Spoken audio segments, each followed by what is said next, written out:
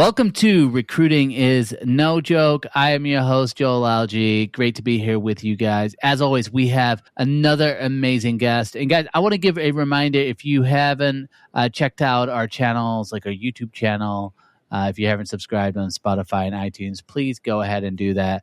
My wife challenged me this week and said, "You never ask people to do that." And she's like, "That's probably why you don't have any subscribers." So I'm asking for the subscribe. And if you go to YouTube, you can see all of the past episodes. You can see all the clips as well. So that is the housekeeping for this week. But this week we've got a great guest, someone that I've known for a few years now. We've met a number of times at conferences, and just all around a great guy. So Adam, welcome to the show. It's good to have you here. Why don't you, for anyone who doesn't know you, why don't you give a quick introduction? I usually like to say like who you are, what you do, and who you do it for.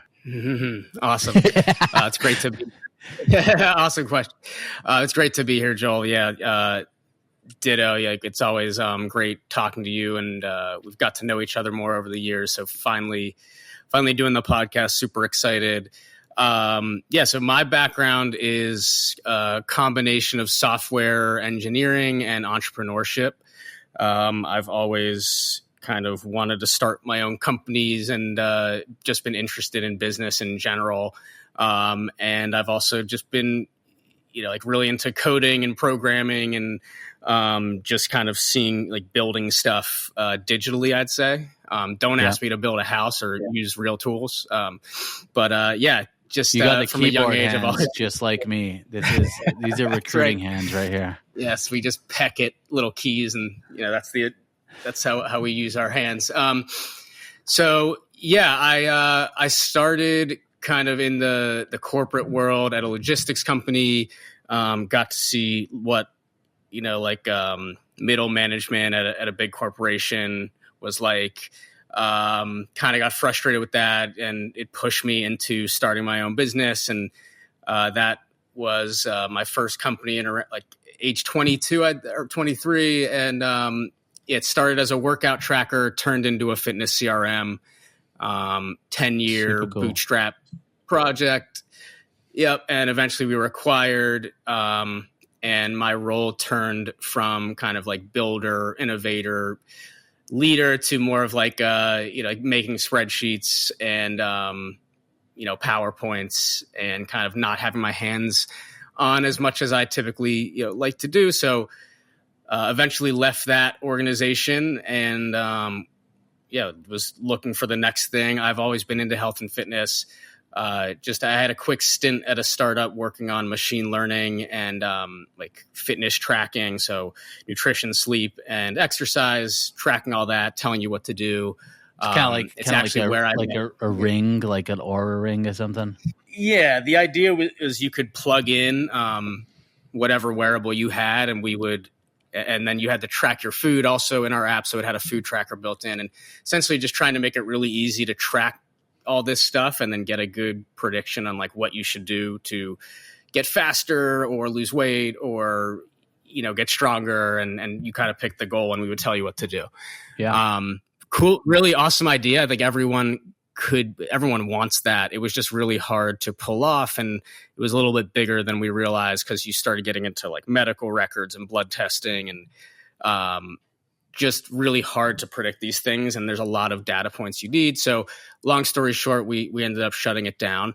But I did meet my current co-founder, Ben, at that company. So he was he was the CTO there. And I was the chief product officer. So we got to work together, and we're just really like complementary in terms of like how we worked on the app and how we got things done. And even though that shut down, we stayed in touch. And once Amik shut down, he started looking for a new job, and his resume was kind of going into that black hole that we all know about now. Yeah. And what year was this? This was probably 2022 to 2023. Okay. Yeah. So a little bit after COVID, but really like when all these like remote roles were taking off and people were leaving the office and starting that, like work from home that everyone offers now. So it just meant more applicants in the talent pool for less jobs. And companies weren't ready for it. They got slammed with thousands of applicants, and they kind of just like started going through the first few and taking what they could get. So unfortunately, Ben was never even looked at. And it's a shame because, well, it's actually great for me because then he ended up, bringing this idea to me to help screen people with AI and say, hey, you want to start a company? And I was like, yes, absolutely. Because when he showed it to me, he showed me like a little prototype of what's now Talent Llama. And I like immediately flashed back to how we did hiring and screening resumes at my previous company, and just like all based on kind of like, bias and who went to the Ivy League schools. And, you have an engineer who's never interviewed anybody, like doing these calls. So it was just like a messy process. And this seemed like just a much better way, like leveraging AI to kind of make up for the lack of interviewing expertise that most companies have. Yeah. So that was 2023. That'll just get us up to Talent Llama, but that's kind of my, how I got here. Yeah. And so with Talent Llama now, what's your role within the company? Like, what are you doing? Yeah. So, what is your job and what do you do? Well, you're going to start hearing this term. We are technically a micro team. Okay. I like that. It's smaller than a small team. So, Ben and I right now are doing the majority of, I'd say, like the work for the company. We do have a handful of advisors, and we outsource some things that we're just kind of not confident doing ourselves, or they're just not like the most priority thing for us right now. But just to kind of make it simple, I handle like the front end development of the product. Ben handles like the back end and like, the infrastructure. And then we're kind of just sales and marketing. That's pretty much where I'm spending all my time. So making sure people know who we are, not getting, sucked into all the kind of the AI slop stuff out there, right? So making sure, people know that there's real people behind our company, and we have like actual customers that are having real success, and just spending my time there right now because, there's a lot of misinformation and like misunderstanding. So So I'd say mostly sales and marketing, and then I'll work on the front end in my spare time. But Ben is really doing the majority of like that like hardcore development, and I like to say all the really hard stuff. I make things look pretty. Nice. You are the face. No, I love it. So obviously, like you're meeting with companies, right? Because you're on the sales side. So you're meeting with a lot of these talent acquisition teams, talent acquisition leaders, people Mm-hmm. who are responsible at the end of the day for the recruiting and hiring for companies. Because I think this be helpful too for the audience. Like we've got recruiting leaders, we've got HR, and we've got job seekers as well, which unfortunately a lot of recruiters are job seekers. Like you kind of alluded to this earlier, but like what's the consistent issues, or what are some of the consistent problems you're seeing that internal talent acquisition teams are facing right now? Yeah. I mean, the most kind of common one right now is just this flood of applications, and most of them are like spam or AI generated. And you still want to offer like a front door for people that like, hey, I might be interested in your company. I go to your job page, I click apply. Yeah. That should be a legitimate way to, start your job hunt at that company. And unfortunately, if you're using people to comb through those thousands of resumes, like you just can't keep up and get back to people fast enough. Yeah. So I'd say right off the bat there, if you're still, like manually screening resumes and using kind of like instinct on who moves through and that kind of traditional screening process, they're realizing that's not the best way. And they're looking to new solutions to try and fix it. And we can talk about like kind of the concerns they have also They know 'cause that's the problem. We're framing it there. Yeah. Well, I think there's like multiple concerns, right, that people have, because you have, I know from like a recruitment standpoint, and this isn't just recruiters, this is anybody that's in business right now. If you're in recruiting, HR, marketing, sales, you name it, everybody has that same uncertainty, right, around AI and these tools, and they're going to come in and replace our job function. So I think everybody has that. I will say, as a recruiter, someone who's been in the industry, there's been a lot of talk over the years of, you had the job boards, they're going to replace what recruiters do. You've got, social media. And so I think there's some sort of history there of like other things coming around that are like, hey, we're going to replace traditional recruiting. So you have those mindsets. But then you have the candidates too, right? It's like, I think candidates have a lot of misinformation around how AI is being used and if that's a bad thing or a good thing.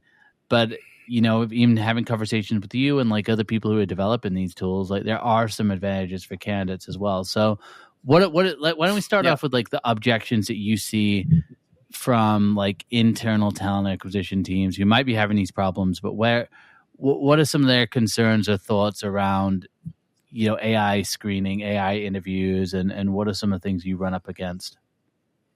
Yeah, I mean, I think the number one thing is this idea that we're like losing the human touch, and we like, and just also these like, it's an AI recruiter, right? And a recruiting agent, it's going to like do everything for you. You're just going to go and say, go find me candidates. It's going to come back and bring you the perfect candidate.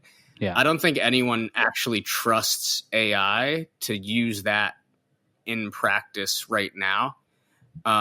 If they are using something like that, I can almost guarantee it's like not working perfectly yet, because everyone's building on top of these foundational models. And they're getting better. There's always like a new version coming out, and they are getting better. But I still think when it comes to like what work are we taking away from recruiters, it should be the work that they don't like doing, which is usually like the tedious, monotonous button clicking. Like reading 1,000 documents and trying to compare them in your head is just too hard. Like most people can't do that. So.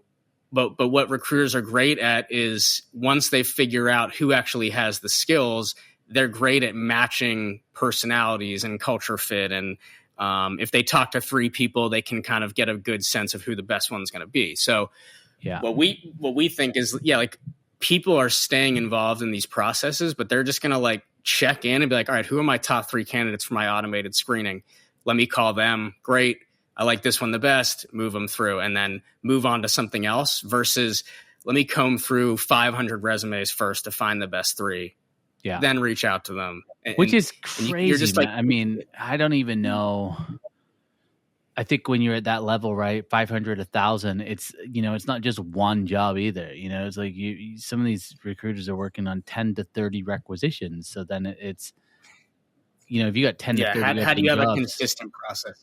Yeah, exactly. And then it's like, I think automatically you're gonna miss people.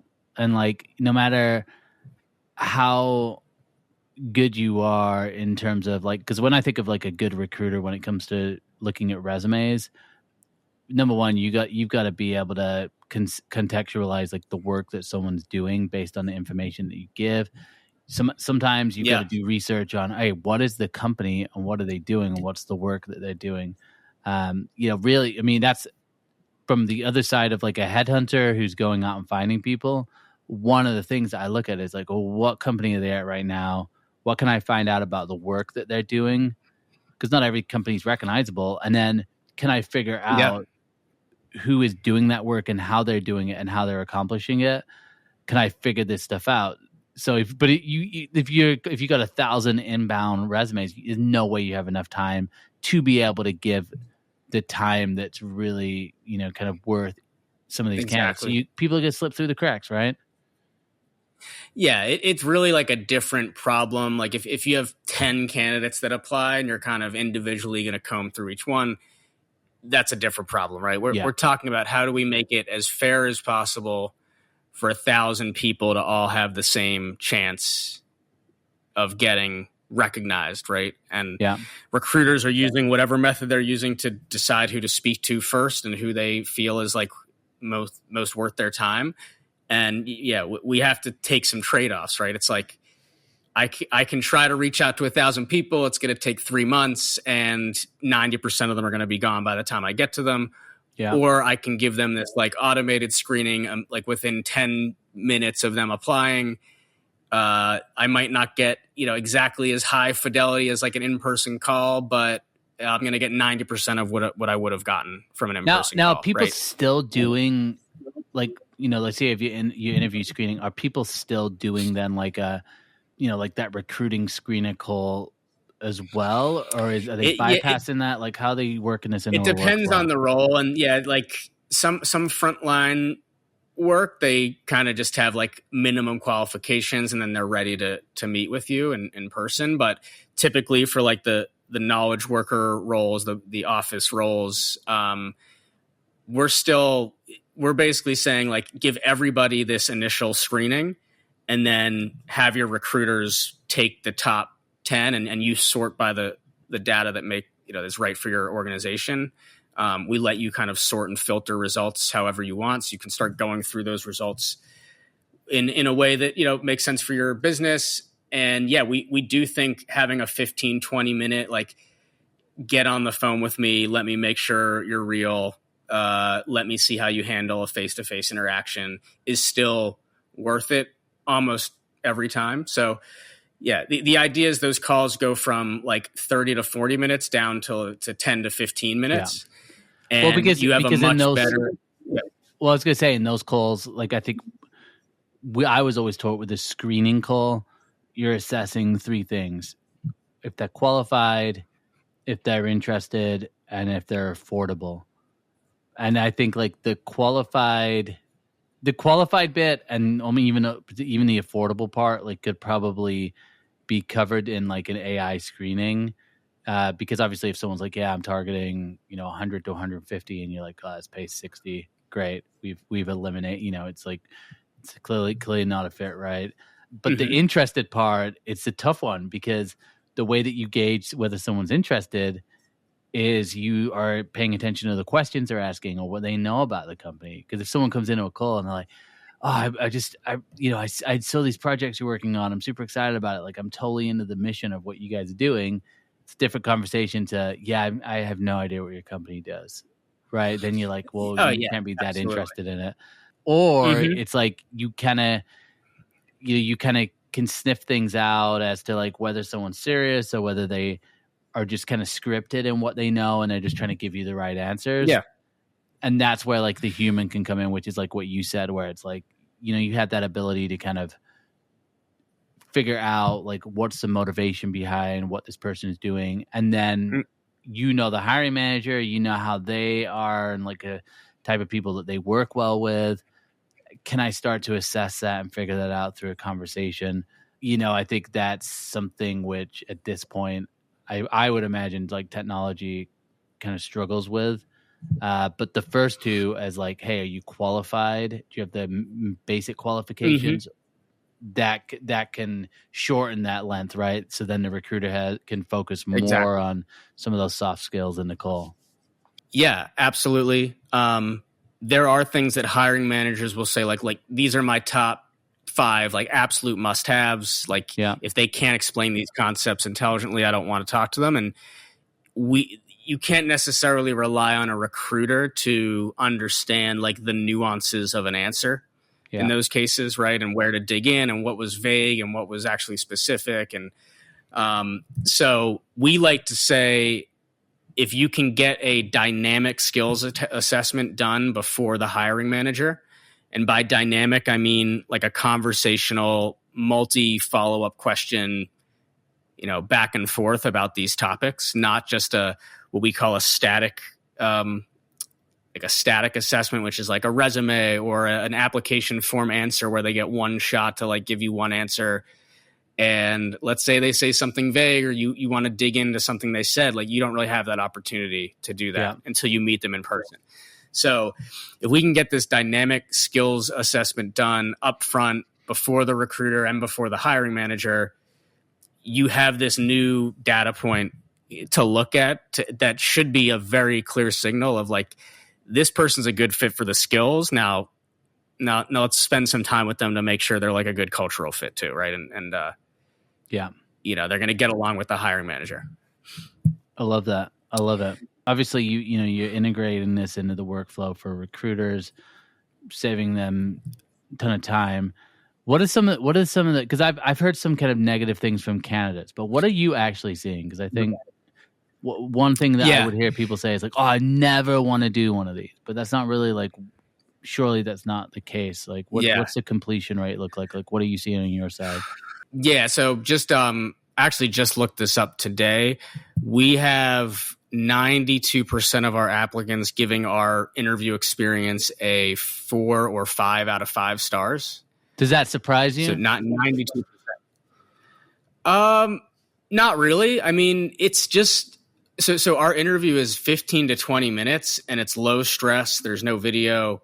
I don't think candidates, like at the end of it, they're like, that wasn't a big deal. Like we have these people acting like 15 to 20 minutes of time is like if you take that from them, it's like you're stealing something from them. Right. And it's like, look, if you're not willing to take 15 to 20 minutes to apply for a job, and this is the process they have, I just wonder, like, is that someone the company wants to hire, right? And, like, if you really want a job, are you going to let a 15 to 20-minute AI interview dissuade you? And because you think that says something about the company, that they're antisocial or they don't respect people. And it's really, like, the furthest thing from the truth. They're actually trying to respect your time and figure out if you're qualified like as quickly as possible, right? And there's a way to think about it as like, oh, I'm actually getting a chance to apply here versus, a company saying, yeah, send us your resume, and then 4 weeks later they're like, oh, we didn't take you, right? Look, I would love your thoughts on this too.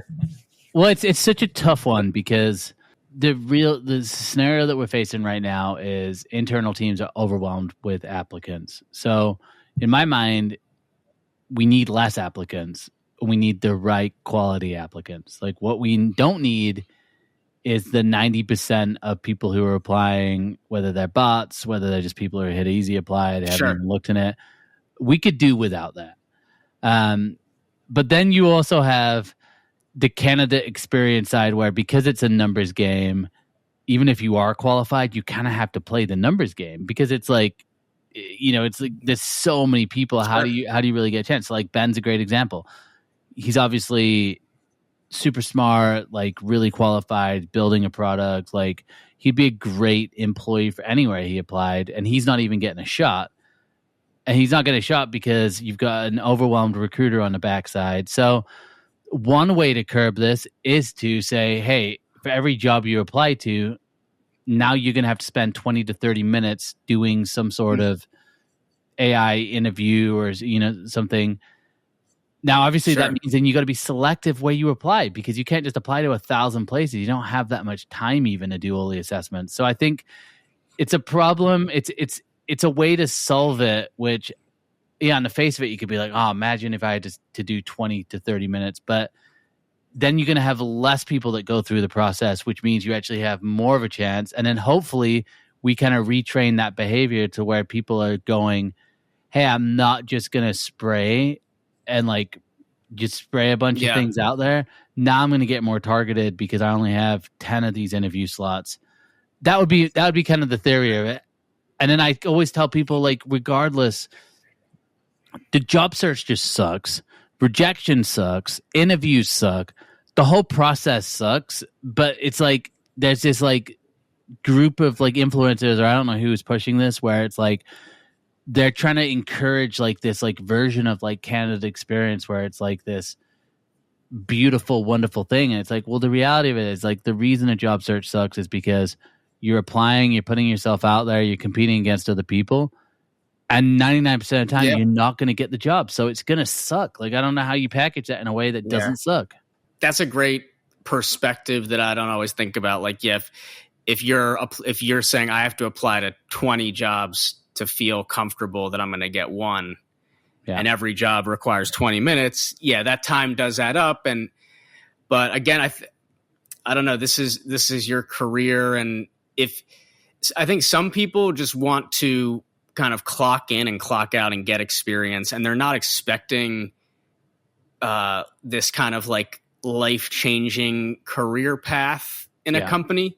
Yeah. Whereas other people expect the company to like essentially like turn them into this like amazing, like after 5 years, you're kind of like, you've gotten all this experience and you've grown into a leader and you had this great journey through the company up to a leadership position. And, it's every company needs both of those people, because you need the people that are going to come in for a few years, just do the job, right? They don't need to be like blowing everything up and and then you also need the like innovators and the strategic people that are going to kind of think higher level and understand the 3D chess of things. And so I think like as on the hiring side, my comment to someone who would be like, oh, I'm not applying there because you're using AI is like, well, then you didn't really want this job. So I guess we're good, Well, on the flip side too, I've heard a lot of candidates saying, and I think this surprises people, I've heard more and more candidates saying they prefer the AI interview because they don't feel as judged by the human. I think that's documented. Yeah. I think like the old, like, do you want, what kind of a therapist, like, would you rather have an AI therapist or a real person? Like the AI therapist is available 24/7. You don't have to wake them up in the middle of the night. If you need to ask something, they're always going to be supportive. Right. And, it's almost this like hallucination of a real thing, but a lot of times that's better than what people get in real life. Right. And same with customer service. It's like, do you want to sit on the phone with someone that's clicking buttons and doesn't know what they're doing? Or do you want to go through an AI bot in 2 minutes and, make your payment or whatever? I think it depends on what you're looking to do. Right. Like because like I just bought a car offline of Carvana, and it got to a point where and this is my second time doing it, because I went to a dealership and I never had a good experience in a dealership. Like whatever, it never goes well, and it's just very like pushy. Hours of my time wasted, and then it's just like confusion all over the place. Carvana was easier, but what happened was this time is because I bought a car from them originally, they'd actually messed up on the registration somehow, and I'd paid off the loan on the car, but they hadn't released the lien. And so what ended up happening is like I had to speak to someone, because I it's like if I didn't get this cleaned up, the transaction wouldn't go through in a day, and it was like the next day. So when I think of something like more complex, it is helpful sometimes to have the person. But what surprised me was the first two people I talked to hadn't have any idea what they were talking about, and actually lied to me, and they were like, yeah, you don't need to do anything else. You'll be fine. And it wasn't until I kept pushing and found someone. And so I think, it's like when it's more complex, like sometimes you need a human, but even then it's like you said, like humans are more likely to prone to make a mistake. So I just think it's like a balance. I don't know if there's like an easy like way, but I think like a lot I think we're going to figure it out, right? Like we'll figure it out. Exactly. I think it's like a pendulum, right? So you might over automate like Carvana did there, and then realize, oh shoot, you know what? We actually need a person like in this process at that stage, like late. The one thing we never want people doing is like all the paperwork and the sending, the licenses back, like all that kind of office work, sending things back and forth that is just standard. Like every car has to have it, right? And it's always the same process over and over again. Those are like ripe for automation, right? So when it comes to recruiting, just to tie it back, I think like skills vetting is like an art and a science, but we can take a scientific approach up front and just ask questions about the skills and see how people answer them, right? And ask good questions, and just like an expert on the topic would ask and decide, do you know this or not? Like at the end of the conversation. And deciding who to make an offer to bring into the company and like work with this team, and they're now like a real person that's coming into your company, a human being, like that's when you might say like, yeah, you deserve to talk to a person at our company now and like sign the offer letter, right? And you're going to talk to your hiring manager and make sure you both like each other before we hire you, because yeah, like the perfect skills match isn't going to make up for like two, opposite personalities that just can't get along and can't get anything done. Yeah.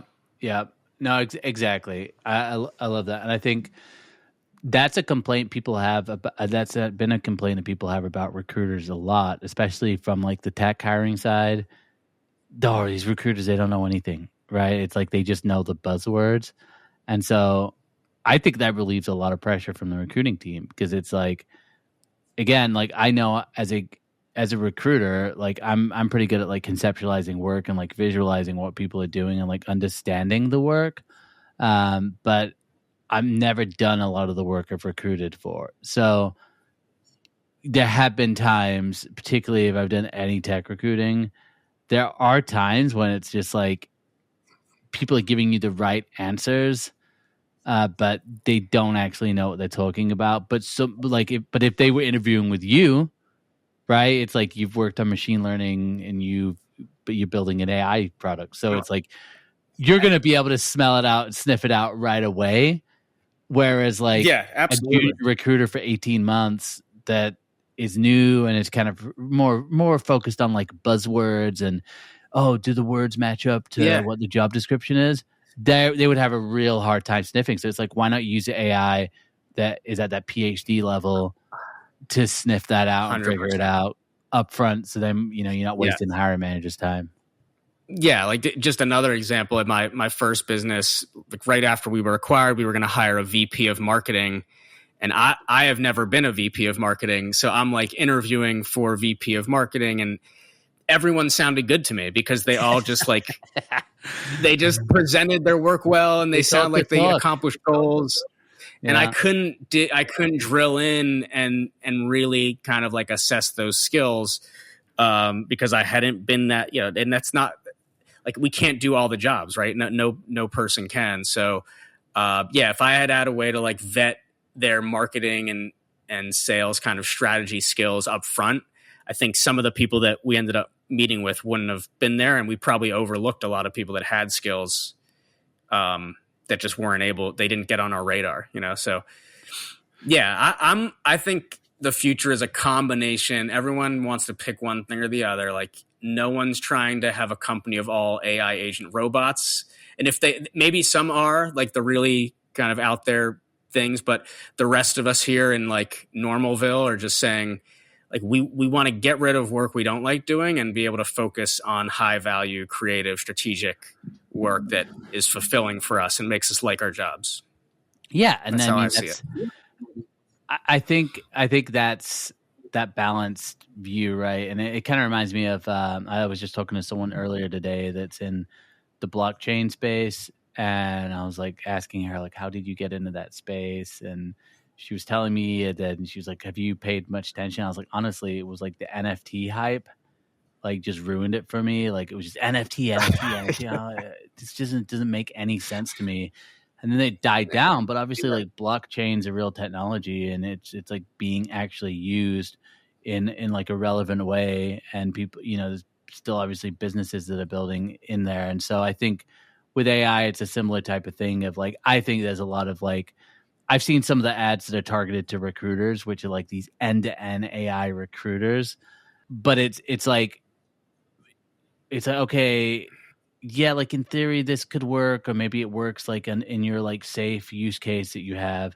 But I think like what you said is just spot on, where it's like, it's that balanced view of it and going, hey, what's the admin work? And like, how is this helping? And then I also think just having that view of like, how is this helping the overall just like experience for everybody involved and like saving time. And I think that's where the pitch kind of falls apart sometimes, is like, I don't think people always do a good job explaining like, okay, hey, this is how it helps the recruiter, the hiring manager, and the candidate. I don't always think people are doing a great job explaining that.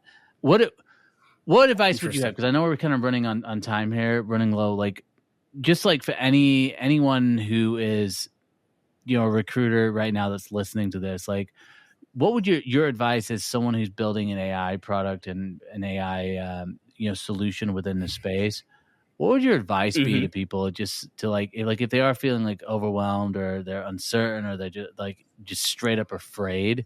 Like, what's your advice for people in that boat, and like how do you kind of coach them in that way? Oh yeah, I love that question. So, what I would do, I think in the job market, it seems like so everyone has this balance of like common sense and technical skills, right? And every job requires some combination of those things, right? So I think some people have more common sense than maybe like technical skills or technical knowledge, and then other people are really technical and know everything about kind of tools, software, but maybe not as much common sense and negotiating and face-to-face interaction skills, right? And so I first think you have to say, what am I good at? Like, where do I actually think I'm like the best at, or where have I exceeded previously? And then fill in the other side, right? And try. So for example, if you're one of those people that have like, it's who you know, not what you know, and you're really great at networking and, making friends and relationships and going out to dinners and being, really fun, I would start trying to build your own recruiting funnel tech stack, right? Because that's like completely like different than what you're kind of used to, and just see how hard it is for you, right? Because a lot of these tools are pretty easy once you actually start using them and trying them. And then on the other side, if you're like a very technical, like behind the scenes person, maybe more rec ops or, on that side of the recruiting house, I'd say, like try to have more face-to-face conversations with hiring managers, candidates, show them why the tools you understand really well are actually benefiting companies, and be like the hero that is not just kind of like connecting the dots behind the scenes, but understands how to talk about it, present it, and own all this new technology. Don't be worried that it's going to take your job. Like, kind of harness it and make you a better, more valuable,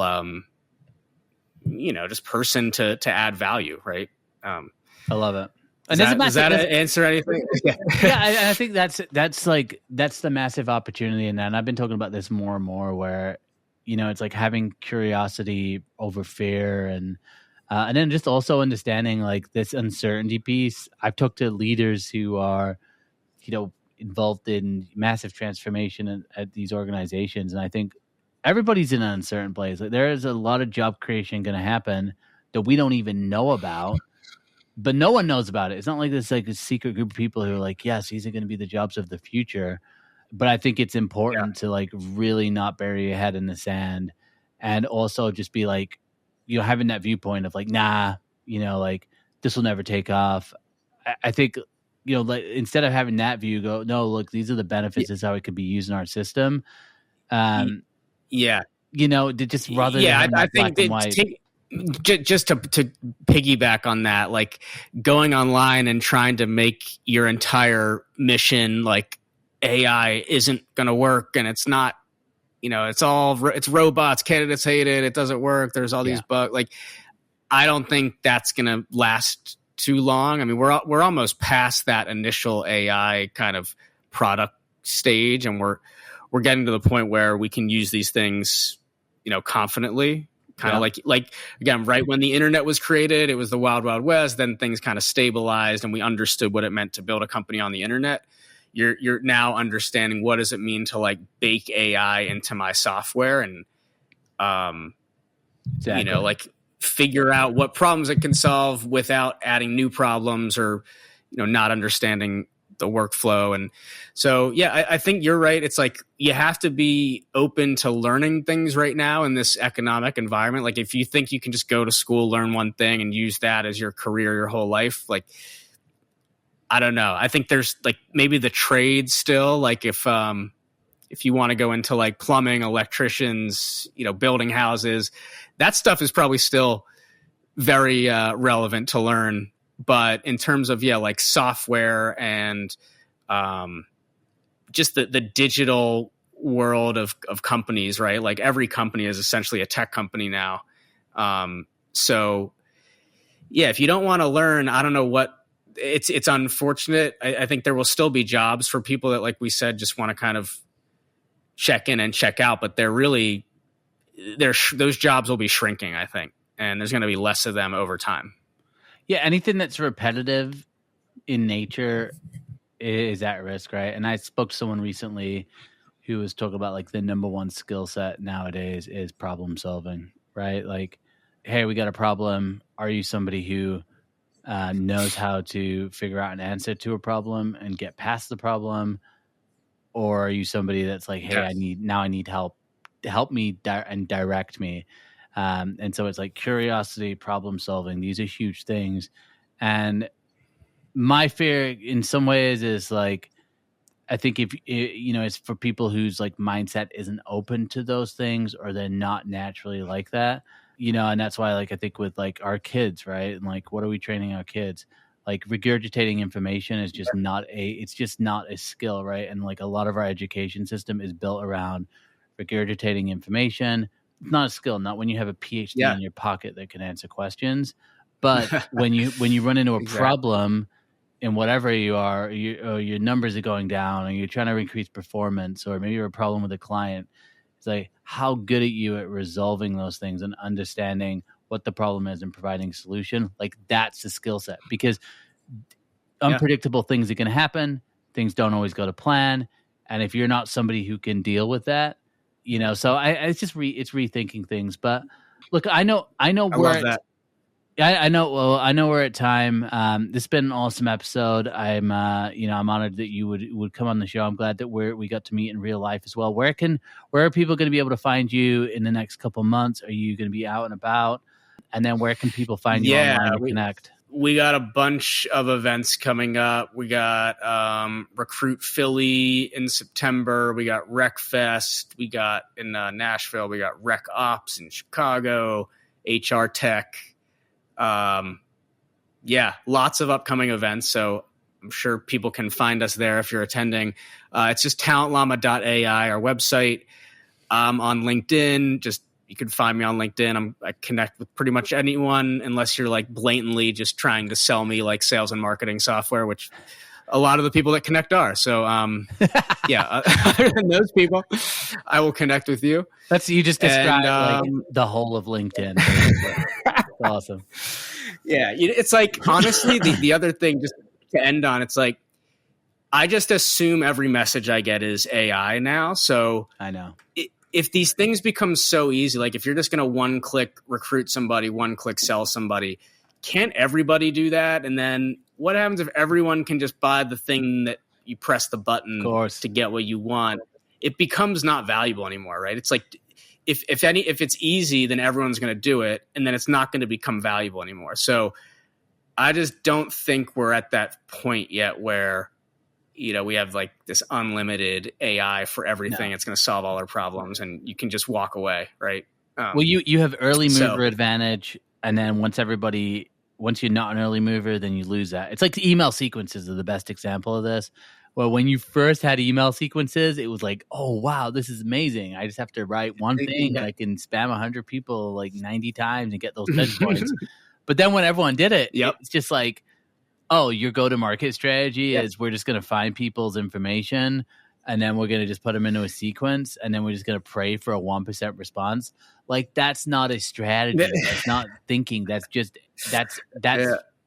but it's like, once everybody has the same tools, then, like you said, it's thinking about things. How do you stand out? How do you stand out? And that's where it's creativity. Yep. Or we're misspelling words on purpose now, so it looks like a it looks like a real person did it. That's hilarious. I think that's the key. It's like you got to know technology is coming, be open to using it, but remember that people are still driving the ship here, and use it to your advantage, right? And don't see it as a threat. I love it. Well, Adam, thanks so much for coming onto the show. TalentLllama.ai. Go check out what these guys are up to. And we've got a partnership here with the podcast as well. So you're going to see some more episodes with, more talk around AI, problems that we're solving. And we're excited for that as well. And then as always, guys, if you got questions for me, go to www.therealistrecruiter.com. Ask me questions, around anything. If you want to find out where I'm at, what events I'm going to be at, you can find that information there. You can always connect with me on LinkedIn as well. And if you made it this far in the episode, you're a true legend. This podcast is for you. Everyone else, we could just forget about. But I appreciate all of you guys. And we will be back next week with another great guest. So stay tuned. And that is the Recruiting is No Joke podcast. Thanks a lot, Adam. We'll talk soon. Pleasure, Joel. Loved it.